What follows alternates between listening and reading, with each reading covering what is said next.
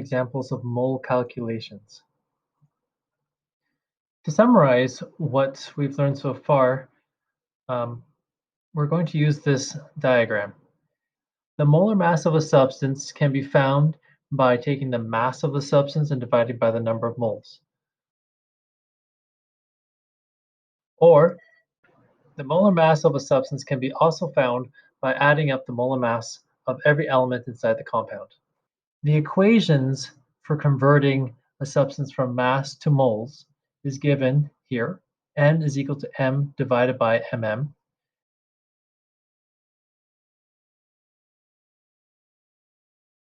And the opposite equation from converting moles to mass is here.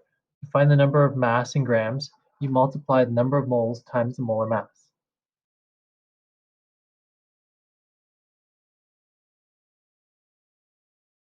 To convert moles to number of particles, it's the number of particles is equal to the number of moles times Avogadro's number. Avogadro's number is 6.02 times 10 to the power of 23.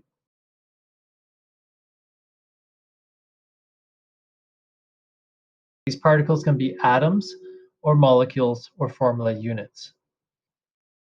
To convert from the number of particles to the number of moles, you take the number of particles and divide it by Avogadro's number, and that'll give you the number of moles.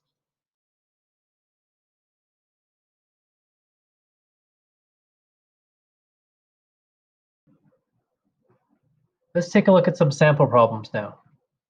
First, we're going to talk about the strategy for solving questions. The first thing you'll notice is that there are a number of different questions that can be given to you. And your job is to figure out what type of question it is. Is it a mass to mole question, or a mole to mass question, or a mole to particle question, etc. So you're going to make a plan to solve it after you've determined the type of question. What formula are you going to use? Then you're going to solve it. Remember to keep writing the units beside every number on every line of your solution. Then you'll check your answer and make sure that you respect the significant digit rules in your answer. The first question is, calculate the molar mass of lead if 2.389 moles has a mass of 495 grams. So our strategy again is to determine the type of question this is. This is a question for finding the molar mass. According to our chart here, to find the molar mass, you take the mass of the substance and divide it by the number of moles of the substance. So our plan is to use mass over moles. We know the mass and we know the moles. 495 grams has 3 significant digits. 2.389 moles has 4 significant digits. When we divide the two numbers, we get 207.19967 grams per mole. We will shorten this answer to 207 grams per mole because in our question, the number with the fewest significant digits is 495. There are 3 significant digits. Therefore, our answer should have 3 significant digits. Our second question is how many moles are in 9.8 grams of H2SO4? So this is, again, our strategy. Determine the type of question. The type of question that we're looking at here is mass to moles. We have 9.8 grams, that's a mass, and we're looking for moles. So we call this a mass to moles question. We're given the mass, and we want to find the number of moles. So the formula we're going to use is N equals to M over mm. We then, therefore, need to know the molar mass of H2SO4. And the molar mass of H2SO4 can be found by adding up the molar mass of every single element in H2SO4, the sum of 2 H's, 1 S, and 4 O's. Hydrogen has a molar mass of 1.01 grams per mole. Sulfur has a molar mass of 32.06 grams per mole. And oxygen has a molar mass of 16.00 grams per mole times 4. When you add them all up together, you get 98.08 grams per mole. So now we have the mass at 9.8 grams and the molar mass at 98.08 grams per mole. Dividing the two numbers gives you 0.10 moles. The next question is how many formula units are in 0.10 moles of H2SO4. So what type of question is this? This is moles to number of particles. We're looking for the number of formula units. That is the particles. We're given the number of moles of H2SO4. There we go. The strategy is to use number of particles is equal to the number of moles times Na. That stands for Avogadro's number. So the number of formula units is equal to the number of moles times Avogadro's number, which is 0.10 moles times 6.02 times 10 to the power of 23 formula units per mole. Notice how we're writing the units beside every number.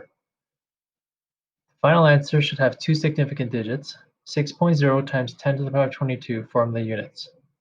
There are two significant digits because in the question, 6.02 has three significant digits and 0.10 has two significant digits. The next question is what is the mass of 1.7 moles of C6H12O6? Does anyone know what the formula C6H12O6 stands for? Right, it's glucose. So, what type of question is this? You have the number of moles and you're looking for the mass. So it's a moles to mass question. Moles to mass. What's the formula we're going to use? The mass is equal to number of moles times the molar mass. We know the number of moles. We don't have the molar mass yet, but we can figure it out. The molar mass is the sum of all the elements inside the formula. So the molar mass is 6 times carbon's molar mass, which is 12.01 grams per mole, 12 times hydrogen's molar mass, which is 1.01 grams per mole, and 6 times oxygen's molar mass, which is 16 grams per mole. Adding it all up together, you get 180.18 grams per mole. The formula for finding mass is N times mm. What I have up here is how I derive that formula if I just memorize N equals m over mm. I take 1.7 moles. There are two significant digits in that number. And I multiply it with the molar mass of glucose, 180.18 grams per mole. There are 5 significant digits in this number. So my final answer should have 2 significant digits. When I multiply it out, I get 306.306 grams. 306 rounds up to 310 instead of 300. 310 grams has 2 significant digits. The next question is, what is the mass of 3 moles of sodium chloride? So we are not given the formula yet, so we have to make the formula. Hope you remember that sodium chloride is an ionic compound made up of Na positive and Cl minus. So when you put the two together, you get sodium chloride NaCl. The molar mass of NaCl is 58.44 grams per mole. We're trying to find the mass and we're given the moles. What type of question is this? We're given the moles and we're trying to find the mass. So it's a moles to mass question. The formula is mass equals to N times mm. Mass is equal to N times mm. The moles is given at 3.0 moles, and the molar mass we figured out at 58.44 grams per mole. Multiplying the two numbers gives us 175.32 grams. This rounds off to 180 grams. The next question, how many formula units of sodium chloride are in 3 moles of sodium chloride? What type of question is this? A moles per particle question. The formula we're going to use is number P equals to N times Avogadro's number. Number of formula units is equal to N times Avogadro's number. We have N, 3 moles. Avogadro's number is 6.02 times 10 to the power of 23 formula units per mole. Underneath, we write down 1.806 times 10 to the power of 24 formula units, and that rounds off to 2 significant digits, 1.8 times 10 to the power of 24, because 3.0 has 2 significant digits, and 6.02 has 3 significant digits, and we take the number with the fewest number of significant digits to determine how many significant digits are in our answer. The next question is, if there are 1.5 times 10 to the power 27 molecules of sulfur dioxide, how many moles are there? What type of question is this? This is a particles to mole question. You have this many molecules and you're looking for this many moles. So the formula that we're going to use is moles is equal to the number of particles divided by Avogadro's number. Number of moles is equal to the number of molecules divided by Avogadro's number. Your answer should have two significant digits because 1.5 has two significant digits. You'll notice that when we have scientific notation, the number of significant digits is represented by this number in front of the power of 10. So 2,491.7 moles turns into 2,500 moles. Question number 8. I put these three questions together because they are related and they build on each other's concepts. The first question is, how many molecules are present in 5 moles of water? If you have the number of moles and you're looking for molecules, then this is a moles to particles question. Number of particles equals to number of moles times Avogadro's number. 5 moles times Avogadro's number equals to 3.01 times 10 to the power 24 H2O molecules. In question number 9, we're asked how many atoms of oxygen there are in 5 moles of water. Well, we just figured out that there are 3.01 times 10 to the power 24 water molecules.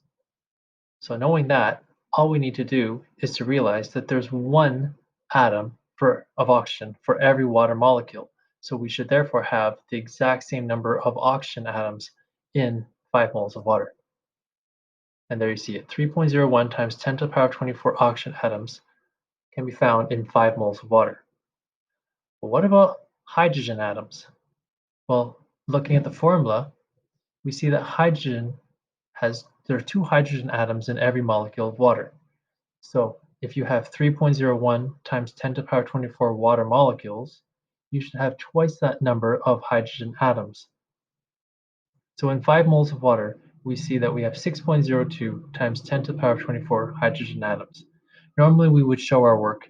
In question 11, the last question, how many hydrogen atoms are in 6.0 times 10 to the power 22 formula units of H2SO4?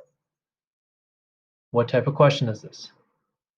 We're looking for the number of atoms, and we're given the number of formula units of H2SO4. So this is similar to the question that we just saw previously. So how many hydrogen atoms are there in this formula? And there are 2. So that means we're going to multiply 2 times the number of formula units. 6.0 times 10 to the power 22 formula units times 2 gives us 1.2 times 10 to the power 23 atoms of hydrogen. So as you can see, this diagram is very useful. It helps you map out where you are going in your question, whether it's starting off with the mass and trying to determine the number of moles, or if you're starting at the number of moles and trying to figure out the number of particles, or maybe even 2 steps. So I would maybe have this diagram handy when you're doing your homework, and it will help you solve your questions a whole lot easier. Thank you for listening.